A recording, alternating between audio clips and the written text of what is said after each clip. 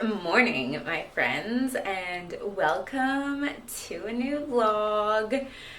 I've just been to Pilates and I went for a walk on the beach, and I feel like the way that the flow works sometimes and like your intuition is so crazy because like yesterday when I went to Pilates, I had it in my head that I was like, oh, I'll go for a little beach walk after.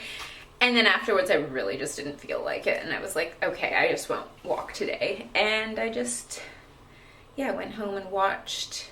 And just like that, which I've been binging the new third season. Let me know below if you're watching it too. Had like such a mixed relationship to like Sex and the City and just like that. Because sometimes the characters are just so cringy.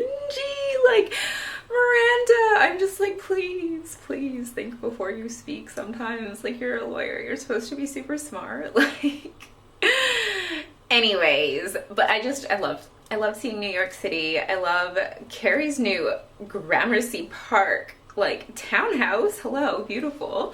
And her hot English downstairs neighbor, like, oh my god, I'm like getting really into it. So let me know below if you're watching it as well. So yeah, today I went to Pilates and then I was like, you know what? I am gonna go for a walk today. Even though it's a little bit cloudy, a little bit overcast, I was like, I'm just gonna go. And so I was like walking along the beach, and I have walked that walk, like that exact walk, so many times, like hundreds of times.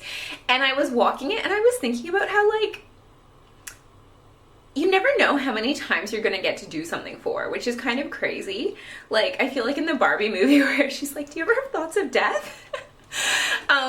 It kind of was like very weirdly timed because, okay, story time. Okay, so I was walking along that beach that I've walked that walk many a time, and it's so beautiful, it's so nice, I love it. And I was walking, and then I was like walking up to the top to the lookout, and I ran into like one of my friends who I hadn't seen in ages, and I was like, oh my god, and we started chatting, and it turns out she's leaving the country in a week and a half, and she was like, oh, I was actually gonna message you, but like, obviously the week before you leave a country is like super crazy, lots to do. And I was like, oh my god, that's so weird, like that I, of all the times, of all the days, felt like being like, yeah, I'm gonna go on this walk today at this time. I wasn't originally planning to go on the walk. Like, I just was like, oh, I think I'll go. And so that was a really good bit of flow. And we had like a good catch up and just talking about things. And she's been in Australia for like 10 years. She's from England originally. And yeah, we were both just sort of reflecting on like how like weird it would feel to leave here, because it's like, yeah, I've been here for a while and I love it here, but sometimes I think about moving to other places sometimes too. I can't help myself. I just love seeing the world, love moving to, I feel like the way that I travel is like I go to a place and then I just like want to park up and be a local for like a week or 2 weeks or however long I'm here, or in my case in Australia, a fair few years. So yeah, that's kind of how I like to travel, and so this just seems like an extreme version of it, but sometimes I do think about like going other places, but obviously I want to finish my PhD and university and all of that first, but I think about it sometimes. And when I think about it, I'm like, wow, like you've done this walk so many times, and like every time you do it, you sort of assume you're going to be able to do it like whenever you want to, wherever you want to, not wherever, but whenever, like it's always going to be there. And then I was thinking about it and I was like, everything that you do has like a finite number of times that you do that thing. Like even like the amount of times that you see somebody, there is a finite number of that. And like the amount of times you do something you love, like going for a walk along the beach, there's a finite number of that. So that was kind of tripping me out. But I think when you realize that, instead of being depressing, I find it really like energizing, because I'm like, well, like how beautiful is that? There's like a finite number of times that you get to do a thing, so like why not appreciate it to the max every single time you do it? Like walking along that beachfront, just being like, oh my god, this is so beautiful, I can't believe I get to see this, like I can't believe I get to look at this, I can't believe this is just right there. And it totally changes your experience, because when I started my walk, I was like, it's cold, it's windy, the wind is blowing my fringe everywhere, my nose is running because it's cold, like, I just did not really want to get started. But I was like, once you get started, it'll get better. Like, especially walking in the winter here, it can be a little bit like blustery and cold and stuff first thing in the morning. And I always know, like, you just have to get started on the walk and then you'll warm up and it'll be nicer. And maybe you'll run into a friend and that could be the last time you see them for who knows how long. So yeah, I was kind of thinking about how, like, imagine if you had just lived with the presence of being like, every time you do something, this is like, it's never guaranteed you're gonna get to do this again. Like, you just get to appreciate it fully in the moment. Like, it totally changes the way you see things. And I've been listening to this audiobook from Michael Singer on Spotify. With the Spotify premium membership, you get like access to audiobooks as well for free. And there's like some good selections in there. And so I've been listening to The Untethered Soul by Michael Singer. And it's kind of a book about, like, I don't know, living like a spiritual life, but I don't mean like spiritual in like a religious sense. It's more about like elevating your consciousness, like living with presence, like living in alignment, like letting like alignment be like the most important thing, like that kind of thing. But I find every time I press play on it, it is saying like the exact thing that I need to hear in that exact moment. Like, it is uncanny. And I haven't been like binging it. Like, I just kind of put it on when I feel like listening to it, so it's taking me a bit of time to get through it. But when I was driving home from this walk, basically it's like, if you live your life like you could die at any moment, or like if you live your life knowing that there will be a finite number of things that you get to do things, a finite number of times you get to see someone, it's like, what if you imagined each interaction with them or each thing that you did? Memory card ran out. But anyways, basically what I was saying was, imagine like if you lived everything like that was the last time you were going to get to do it, or imagine like doing things and like at the end of the day you were going to die or something, or at the end of the week, like how would you live your life differently? And like, would you live your life differently? Is there different choices you would make? Would you not be doing what you're doing right now? And it's so funny, like when I was 20, I'm really outing myself here. I like gave myself this tattoo, which obviously you can barely read it, but it says Memento Mori. I did it as like a stick and poke tattoo to myself with India ink.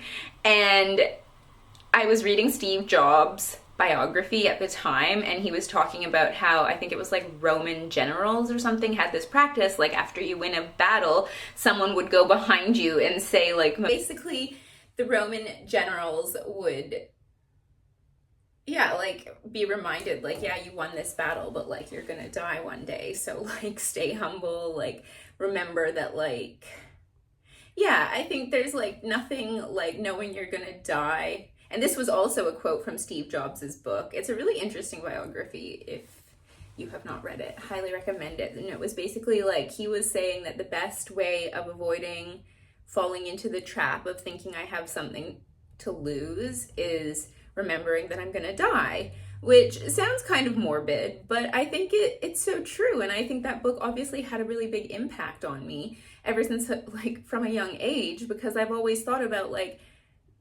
I guess, like, doing things that, I don't know if I'd say they're risky, but it's like, I've never been afraid of like taking on a challenge. Like, ever since I was like in my teens, like if I wanted to do something, I just went and did it. Like, whether that was like moving to like the opposite side of the country, or like moving to a whole new country, or just starting a business, or like whatever it was, like I've just never really, like, if there's something I want to do, like I just go and do it. Like, and it's not to say like I'm not afraid or intimidated, or sometimes it's a little bit scary, but like I just think like it's true. Like, you only get this one life. Possibly, I don't know. I mean, maybe past lives are a thing, and maybe you're going to have future lives, or we have parallel lives, but you in this consciousness, in this present incarnation, in this body, this is all you get. So like, if you knew you were going to die in like a year, and thinking about like, how would you change what you were doing? Would you do something different? Is there something you really want to do but you're not doing? Like, why are you not doing it? I think those are always really important questions to live by, because I think you don't generally regret doing things, you regret not doing things. And if you do regret doing things, I think it's like sometimes you have to know it's already happened. There is no point in regretting doing that thing, like, because you can't undo it. You can only move forwards, and you gain wisdom through doing things and then knowing not to do them again. And yeah, I feel like this talk took a big turn, but anyways, I think it's like something worth thinking about, because it's something I like think we kind of forget to live in the way that is like, yeah, you're only here for so many days and you don't actually know how many days you're here for, so you might as well make the most of it. And who cares what other people think about what you want to do? So, also, I thought we could do a little unboxing and unbagging. I have been hearing about Barefoot sneakers from other YouTubers for quite a while now, and yeah, I don't know. I guess I was just intrigued. Like, the idea of them sounded like it makes sense. Like, the idea of using like your whole foot to actually like support yourself when you're walking, and it like encourages you to use like all the muscles in your feet, which often go underused in the kind of shoes that we wear that have really thick soles and they're like more narrow in the toe box. And it's not to say that I'm gonna stop wearing shoes that are like that. Like, I probably still will, but I was thinking, like, if I go for walks or I'm walking on my walking pad, it might be nice to like give these a go. And I hesitated for a long time because I was like, do they look kind of dorky? I don't know, or it just looks like you're wearing socks. But I decided to give it a go, because why not? And so I got these from, what is the company called? Let's see if it's on here.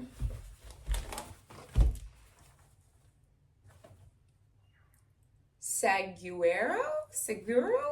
I don't know. So this is what they look like. At least they're not the...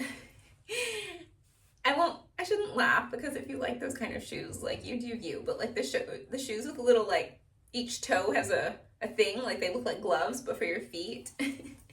It's kind of giving that, but I think these are cute because they're just white, and they have like a little pulley tab so you don't have to bend down and do up your laces, which is something I never bother doing. It's probably really bad for the back of your shoes, but I can't be bothered undoing my laces every single time I put my shoes on and take them off. But yeah, I thought these were cute. They're nice, they're white, they're simple, and they're very wide, which is kind of nice, because I think the idea of it is that like your shoes aren't squished into a toe box, and they have space to spread out properly so that you can use like your whole foot.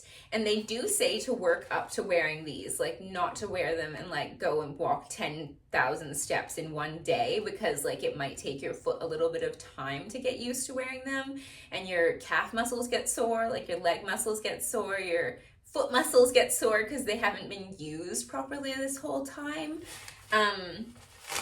Yeah, so they said work up to wearing them. Like, I'm interested to see how this goes, because like I have kind of wide feet anyways, and like, yeah. It's so funny because growing up I feel like they were always like, your shoes need tons of support to support your arch and make sure like everything is whatever. And these ones, it's like the opposite. They're like so flat and you're walking around like you're barefoot. And I do always wonder that, because I'm like, well, what about like those tribes in Africa that are running like huge distances and they're not wearing like New Balance? I don't know, how does it work? But I guess they've been working up to that their whole lives, so maybe it's a little bit different. But anyways, we can try these out later. I think I've walked enough for today. This morning, I'm probably gonna like sit down and do some actual uni work. And yeah, I'm excited to give these a go. I've definitely been influenced. And I mean, like, say if you were gonna pack them to go on a trip somewhere, they're like very like low profile and easy to pack, which is kind of nice. Like, because I think when you go traveling, like if you put your trainers or your sneakers or whatever you want to call them, your running shoes, in your like luggage, they do take up quite a bit of room. So these are like nice and small, and they come with like a little carry baggie, which is kind of nice, because if you're, I don't don't know. Is it kind of gross to put your shoes in your luggage with all your clothes just like right next to it and your shoes have been walking around on the ground? I don't know. But anyways, well, now they're in a bag because it's nice to just have a little bit of separation maybe. So yeah, we will give them a try this afternoon.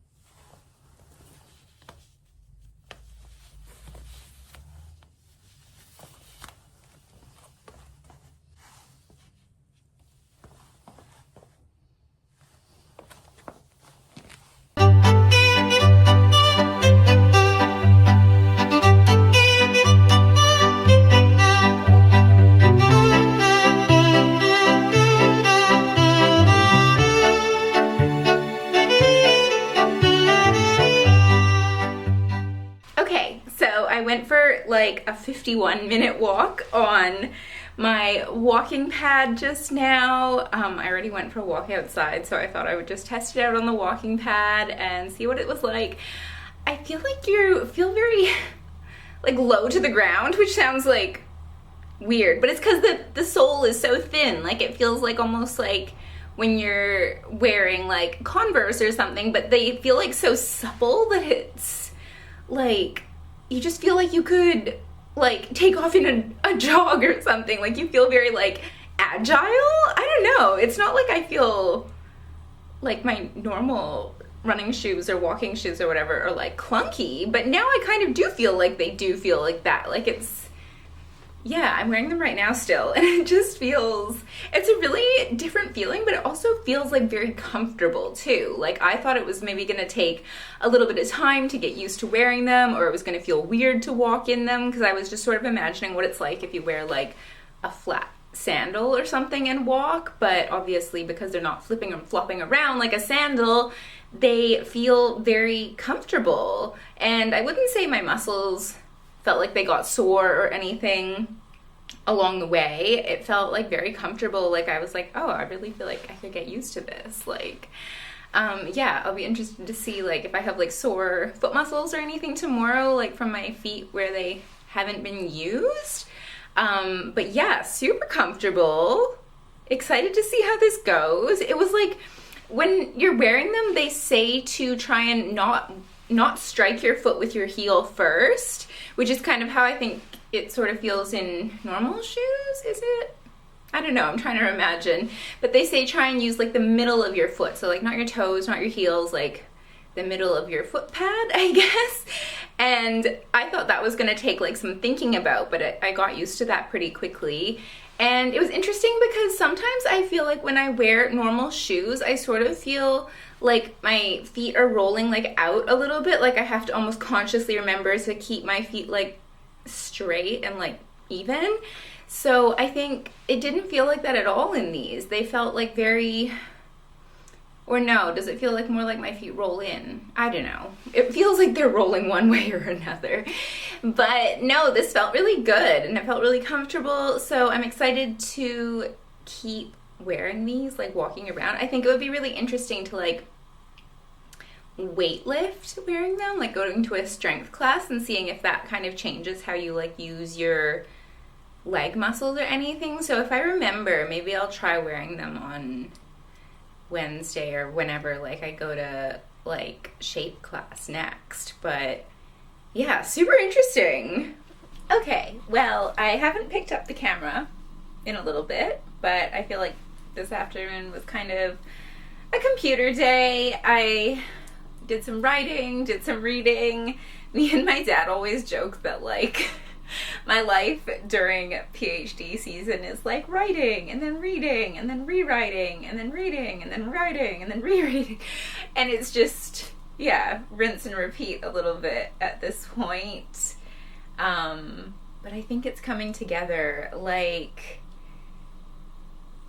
before starting the PhD program, I guess I didn't really know what it was like to do a PhD, and I actually really like it. Like, it's a very independent project, I guess. Like, you really are, you have your meetings with your supervisors, but it's kind of just you being like, okay, here's what I'm gonna do, and that it's like nice to have that amount of freedom. Like I always joked in undergrad that it's like, well, nobody cares about your opinion really, you're just you're not even a bachelor's yet, and now it's like, well, you're creating the knowledge, which is really fun. And also, yeah, there's just, because basically the stages that we go through is like, well, first you'd be like, here's kind of what I'm gonna do, and then you have a meeting and they're like, okay, either that sounds good or like it's too big, it's too small, like you should change something. And then the next milestone is you being like, okay, here's like a detailed plan of what we're gonna do, and then you do like a presentation on it. And you write like a 30 to 40 page document being like, here's detailed steps, here is the cookbook, essentially, of what I'm gonna do over the next 3 years. And then more people essentially tell you either like, yes, no, that's too big, too small, things to consider. And then once you've done that, then you get to start actually doing what you said you were gonna do. So yeah, right now the stage that we're at is preparing for your confirmation, where that's like you writing the 30 to 40 page document and telling them in more detail, this is what I'm gonna do. So that's where I'm at right now, which is good, because it almost feels like this is not the hardest part, but it's like this is the part where you are the most unstructured, because you don't have your plan yet, because you're creating your plan. So there's just a lot of being like, okay, I'm reading stuff, I'm writing stuff, I'm writing like 30 to 40 pages, which sounds like a lot, but you would be surprised at how quickly you use up those pages, because the methodology section alone, it's probably almost half of it. And you have like an introduction in the beginning, like talking about like, here's why it's important, here's like what we're doing, here's what we're talking about, like all of that kind of stuff. And then you sort of detail, like, here's the budget, that kind of stuff. And before you know it, your 30 to 40 pages are just gone. So, yeah, it's coming together slowly but surely. But anyways, watching me type that on the computer is probably not that interesting. So now I'm getting ready to go to horseback riding. It's very rainy out. I'm looking out the window and it's been like so cloudy and so rainy all day. The garden really liked it. It really has to rain a lot, because the way the balcony is situated, like there's the balcony bed and then the roof goes over, but because the roof hangs over so much, the rain really has to go under and around if it's going to get on the balcony bed, or it has to be like falling the correct way. And I was looking out there earlier and it looked like the floor of the balcony was actually damp, which like never happens. So that was exciting. I was like, good, it's giving it a good water, because I maybe neglected it a little bit last week and didn't water it as much as I should have. And the rose is putting out like shoots and branches, and no roses yet, but I mean, it's early days. But she's hit the ground and taken off running. I did not expect her to be this active this early on, so I'm very excited. The website said expect like after you've planted it 6 to 8 weeks before you get flowers. And in my mind, it's like, are we gonna have them sooner? So anyways, I'm getting ready for riding. I thought I would show you my outfit of the day. So these are the black Holland Cooper breeches that I absolutely love. The detail on these is just insane. The way that they sculpt you in, but they're not too tight when you're sitting down. You could wear a belt with them if you wanted to. And the way that these little buttons are hooks, they're not actual buttons, which is always very appreciated. I think when you're riding, sometimes too many buttons there, it's not comfortable, or if there's snaps and you bend over and they unsnap, not a vibe. So it's nice to have little hooks. And then you've got the beautiful little stirrup detail, and I love the gold buttons. They're just a really fun luxe touch. And yeah, it says, I don't know if you'll be able to see it, it says Holland Cooper in the little Swarovski crystals. Oh, you can see it, I think. I'm trying to look at the viewfinder. It says Holland Cooper and the little Swarovski crystals. And then on the pockets, they have a little bit of bling there, because, I don't know, it's cute to have a little bit of bling. And this base layer also has a little bit of sparkle on it. I love the color of this, and the fit of it is just so nice. It's so comfortable. It's so breathable. The thing about the Holland Cooper equestrian line, it's just amazing. Everything is so well made. The fit is insane. The details are amazing. And it's really functional too. Everything fits really well. It feels really good when you're on the horse. Nothing is worse than when you're wearing your boots, and if you have like breeches that are bunching in your boots, or like the fold is weird in your half chaps or something, nothing is worse. It's so uncomfortable, and you're like on a horse, so you can't really just like fiddle around with it. I think the best equestrian gear for the rider is when you like forget that you're wearing it. And I feel like this gear is like that. Not in the sense that you feel like you're naked, but there's nothing to like pick at. There's nothing that's like sliding around or feels wrong or is bunching up or just anything. So yeah, the detail is amazing. I think the colors are amazing. This is looking a bit more brown on camera. It is green, but yeah, just a beautiful base layer, and then you get like that Swarovski crystal detailing and little like HC logo on the collar, which I think is super cute. Little sort of, it's kind of almost a brass, goldish brass, zip detailing, and yeah, I just absolutely love it. Right now it looks like the vest color and my top are the same color. I mean, I guess they kind of are, but it's looking much more brown on camera than it is in real life. It is green. Not that I have anything against brown. And the vest, oh my god, these vests, obsessed. They are so comfortable. They are so warm. You've got pockets here, and they have the little snap button detail so that you can keep your horse treats inside, which is what I keep inside mine. And you also have an internal pocket where there is more horse treats in here, actually. Horse treats coming out of our ears. So yeah, it's really good. Like, you can put your phone in there, and then you can put your hands in here, which is nice because it's nice and snuggly and warm. The fleece is so soft, and like the sort of antique brass detailing is so beautiful on the zipper. Absolutely love this sort of tan leather piping. It's just stunning. Like, wearing this under a blazer is really nice too. It's like a really good layering piece because, let me just move my hair. It's a really good layering piece because it keeps you super warm, but it's not bulky at all. And because your arms aren't covered, you can put it into a blazer, you can put it into a jacket, and it just adds like another layer to keep the chill out. But at the same time, it's really light and it's really comfortable. The fit is really great. I'm wearing a small in everything, and the breeches are a UK 10, I believe. So yeah, that is the fit to go horseback riding. We will see who I'm riding tonight. I never know until the night of, so it'll be a bit of a surprise. And the horses last week, I think I was telling you this, the horses last week just were full of vibes. Maybe not good vibes.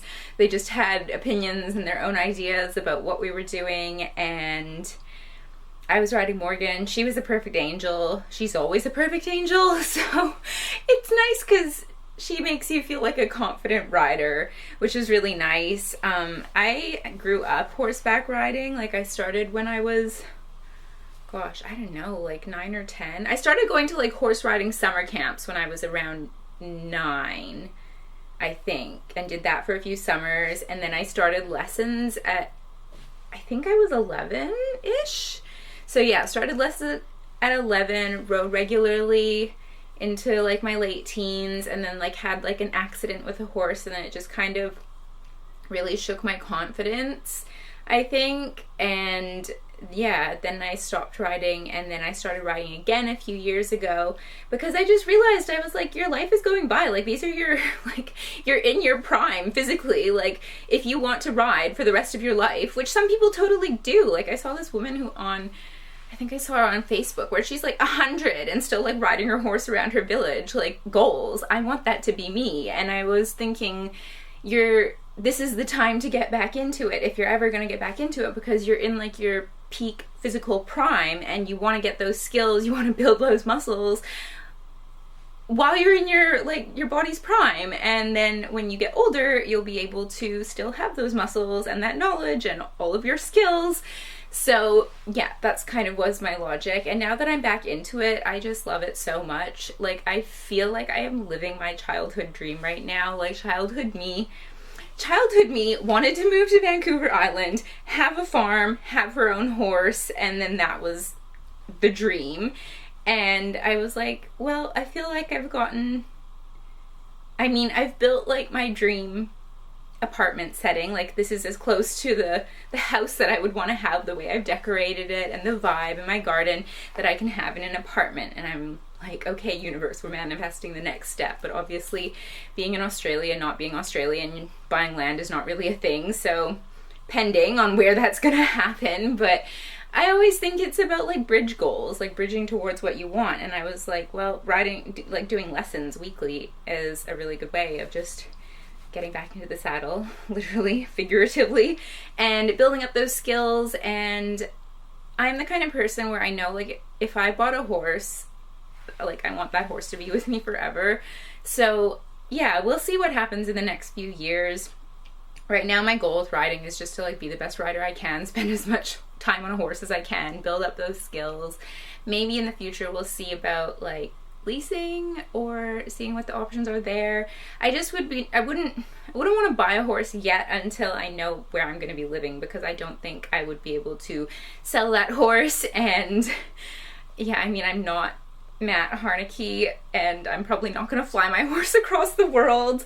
I mean, never say never, but yeah, so it's kind of, that's where we're at with riding right now. I guess my goal is just always like be the best rider you can, be the best horse person you can, learn as much as you can, like ride lots of different horses, improve your skills, and yeah, that's where we're at with it. So let's go. And again, will I get footage of my lesson? Not of me, but I might be able to shoot some other stuff that happens at the barn before my lesson. We'll see. If I do, I'll insert it here.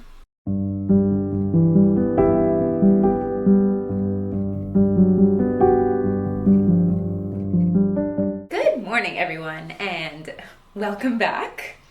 I mean, I know we just saw each other, but yeah, I went to my riding lesson last night. I was riding Morgan. She was really good, as always. We were doing practicing our leg yields, practicing like lateral movements, that inside flexion, all that good stuff.